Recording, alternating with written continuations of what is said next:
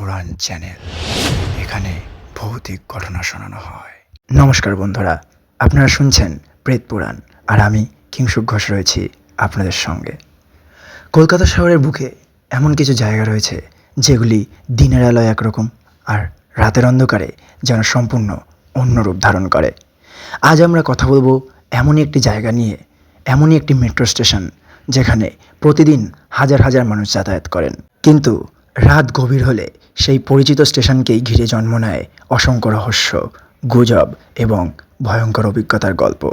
আমি বলছি কলকাতার রবীন্দ্র সরোবর মেট্রো স্টেশনের কথা। অনেকের মতে এটি কলকাতার সবচেয়ে রহস্যময় মেট্রো স্টেশন। কেন? চলুন শুরু করা যাক আজকের গল্প। রাত তখন প্রায় 10:30। শীতের সন্ধ্যা পেরিয়ে কলকাতা ধীরে ধীরে নিস্তব্ধ হয়ে পড়ছে। মেট্রোর শেষ কয়েকটি ট্রেন চলছে। স্টেশনে যাত্রীও খুব বেশি নেই। এক যুবক অফিস থেকে বাড়ি ফেরার জন্য রবীন্দ্র সরোবর স্টেশনের প্ল্যাটফর্মে দাঁড়িয়ে অপেক্ষা করছিল। সারাদিনের ক্লান্তি তার চোখ মুখে স্পষ্ট। প্ল্যাটফর্ম প্রায় ফাঁকা। কোথাও দু একজন যাত্রী দাঁড়িয়ে আছেন, কেউ মোবাইল দেখছেন, কেউ বা চুপচাপ ট্রেনের অপেক্ষা করছেন। হঠাৎ যুবকটির নজর যায় প্ল্যাটফর্মের একেবারে শেষ প্রান্তে। সেখানে একজন মানুষ দাঁড়িয়ে আছে, সাদা শার্ট পরা, অদ্ভুতভাবে স্থির। লোকটি যেন শুধু তাকিয়েই আছে তার দিকে। প্রথমে ব্যাপারটা খুব একটা গুরুত্ব দেয়নি সে, কিন্তু কয়েক মিনিট কেটে যাওয়ার পরেও লোকটির ভঙ্গিতে কোনো পরিবর্তন নেই। সে একইভাবে দাঁড়িয়ে আছে, একইভাবে তাকিয়ে আছে। যুবকটি অস্বস্তি অনুভব করতে শুরু করে। তার মনে হয় লোকটির দৃষ্টি যেন স্বাভাবিক নয়। ঠিক সেই সময় প্ল্যাটফর্মের আলো হঠাৎ একবার মিটমিট করে ওঠে। 1 সেকেন্ড, 2 সেকেন্ড, তারপর আবার স্বাভাবিক। কিন্তু আলো ফিরে আসতেই যুবকটির বুকের ভেতরটা কেঁপে ওঠে, কারণ যে লোকটিকে সে কিছুক্ষণ আগে প্ল্যাটফর্মের একেবারে শেষ মাথায় দেখেছিল সে এখন অনেকটা কাছে, খুব কাছাকাছি। কিন্তু এর মধ্যে লোকটিকে হাঁটতে দেখেনি সে। এক মুহূর্তের মধ্যেই যেন অবস্থান বদলে গেছে। যুবকটি নিজের চোখকে বিশ্বাস করতে পারছিল না। হয়তো ভুল দেখেছে, হয়তো ক্লান্তির কারণে এমন মনে হচ্ছে। সে চোখ মুখ মুছে আবার তাকালো। না, লোকটি সত্যি আগের চেয়ে অনেকটা কাছে। আরও ভয়ের বিষয়, লোকটির মুখ স্পষ্ট দেখা যাচ্ছে না, যেন অন্ধকারে ঢাকা। শুধু দুটি চোখ, আর সেই চোখ দুটি সরাসরি তাকিয়ে আছে তার দিকে। ঠিক তখনই ট্রেন ঢোকার ঘোষণা শোনা গেল। যুবকটি স্বস্তির নিঃশ্বাস ফেলল।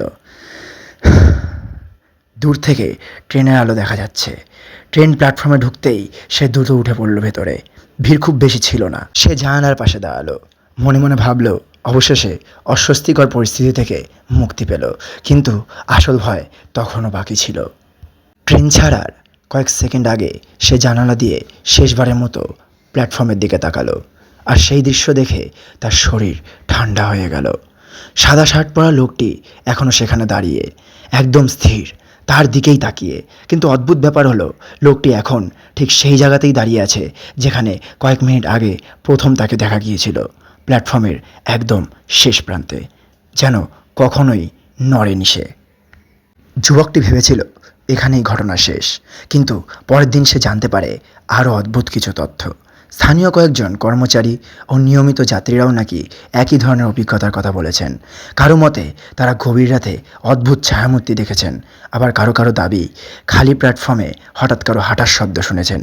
আবার অনেকে বলেছেন দূরে কাউকে দাঁড়িয়ে থাকতে দেখলেও কাছে গিয়ে আর কাউকে খুঁজে পাননি। রবীন্দ্র সরোবর স্টেশনকে ঘিরে এমন গল্পের সংখ্যা কম নয়, কিন্তু প্রশ্ন হলো কেন এই স্টেশনকে ঘিরেই এত রহস্য? এর উত্তর খুঁজতে গেলে আমাদের একটু অতীতের দিকে তাকাতে হবে।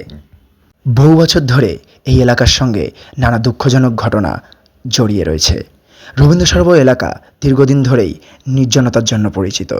গভীর রাতে চারপাশে অদ্ভুত নীরবতা নেমে আসে। অনেক মানুষ বিশ্বাস করেন এমন পরিবেশ থেকেই জন্ম নেয় ভয়ের গল্প। আবার অন্যদের মতে মানুষের কল্পনাই এই রহস্যকে আরও বড় করে তুলেছে। মনোবিজ্ঞানীরা বলেন যখন কোনো জায়গাকে আমরা আগে থেকেই ভৌতিক বলে মনে করি, তখন আমাদের মস্তিষ্ক অনেক সাধারণ ঘটনাকেও অস্বাভাবিক হিসাবে ব্যাখ্যা করতে শুরু করে। অল্প আলো, নিঃশব্দ পরিবেশ, দূরে কোনো মানুষের ছায়া, এই সব কিছু মিলেই তৈরি হতে পারে ভয়ের অনুভূতি। কিন্তু তবুও সব অভিজ্ঞতা কি শুধুই কল্পনা বলে উড়িয়ে দেওয়া যায়? আজও বহু মানুষ দাবি করেন রাতের শেষ মেট্রোর সময় রবীন্দ্র সরোবর স্টেশনে অদ্ভুত কিছু অনুভব করেছেন তারা। কেউ দেখেছেন ছায়া, কেউ শুনেছেন অজানা শব্দ, কেউ বা অনুভব করেছেন যেন কেউ তাদের অনুসরণ করছে। সত্যি কি সেখানে কোনো অশরীরী উপস্থিতি রয়েছে, নাকি এগুলো শুধুই মানুষের কল্পনা আর গুজব? এর নির্দিষ্ট উত্তর আজও কেউ দিতে পারেনি। হয়তো সেই সাদা শার্ট পরা মানুষটি ছিল একজন সাধারণ যাত্রী, হয়তো ক্লান্ত চোখের ভুল, অথবা হয়তো এমন কিছু যার ব্যাখ্যা এখনও আমাদের জানা নেই। রবীন্দ্র সরোবর প্ল্যাটফর্মে রাত গভীর হলে ঠিক কী ঘটে, সেই রহস্য আজও অমীমাংসিত। पहचाने झूठी है।